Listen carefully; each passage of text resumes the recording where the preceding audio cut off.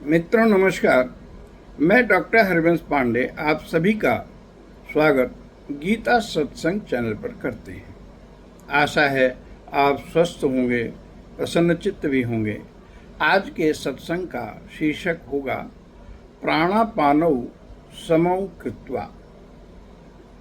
तो जो मित्र नए हों वे कृपया चैनल को सब्सक्राइब कर दें, बेल आइकन प्रेस कर दें, लाइक शेयर कमेंट कर भगवत वाणी को जन जन तक पहुंचाकर पुण्य के भागी बने। तो ज्ञान चर्चा को आगे बढ़ाते हुए गुरु कहते हैं कि गीता के 5वें अध्याय में श्लोक 26 तक जिन साधकों को ज्ञान में निष्ठा है को सद्यः लाभ कैसे हो, उनमें क्या विशेषण हो, यह सब बताया गया। अब शिष्य जिज्ञासु ने पूछा, गुरुजी, ध्यान के बिना कुछ भी संभव नहीं, ध्यान के बारे में आप कुछ बताएं। गुरु ने कहा, बस प्रश्न उत्तम है। तुमने गीता 5/27-28 को देखो, यह इस संबंध में द्रष्टव्य है। तो श्लोक 27 और 28 कहता है, स्पर्शान कृत्वा वही बाह्य चक्षु चैवान्तरं भ्रुवौ प्राणापानौ समौ कृत्वा नासाभ्यन्तरचारिणौ यतेन्द्रिया मनोबुद्धिः मुनिमोक्षपरायणः विगतेच्छा भयक्रोधो ज सदा मुक्त एव सः। भाव है कि बाहर के विषय भोगों को न चिंतन करता हुआ बाहर ही निकालकर और नेत्रों की दृष्टि को भ्रिकुटी के बीच में स्थित करके तथा नासिका में विचरने वाले प्राण और अपान वायु को सम करके जिसकी इंद्रियां, मन और बुद्धि जीती हुई हैं, ऐसा जो मोक्ष परायण मुनि इच्छा भय क्रोध से रहित हो गया हो, वह तो सदा मुक्त ही है। आइए इसे समझते हैं, फिर वैसा ही अपने व्यवहार में भी लाने का प्रयास करें।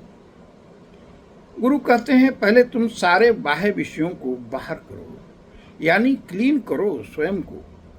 स्पर्शान बहि बाह्यान कृत्वा शब्द आदि जो सुने हों या देखे हों, किसी तरह इंद्रियों से अंदर आ गया हो, जो उसे बाहर निकालो।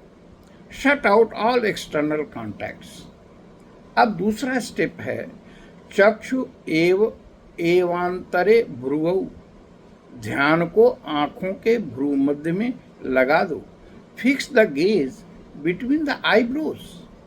अब गुरु तीसरा स्टेप बताते हैं, नास्याभ्यंतर चारिणौ प्राणापानौ समौ कृत्वा।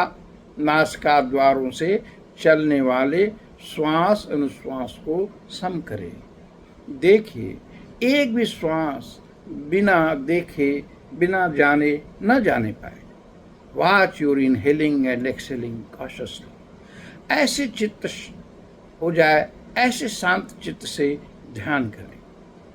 अब शिष्य महान पूछता है कि गुरुदेव, मुक्ति क्या है?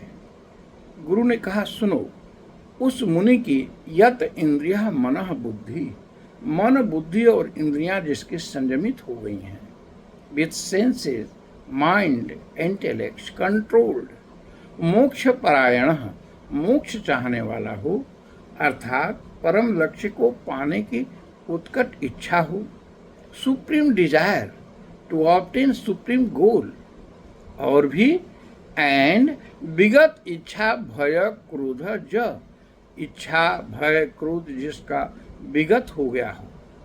The one whose desire fear anger have gone, ज सदा मुक्त एव सह, वह सदैव ही मुक्त है। He is already liberated. तो हम अपनी वाणी को यहीं विश्राम देते हैं। आगे 29वें श्लोक पर विवरण हम लोग आगे की वीडियो में करेंगे। अब भगवान का नाम लेते हैं। हरि ओम तत्सत, हरि ओम तत्सत, हरि ओम तत्सत।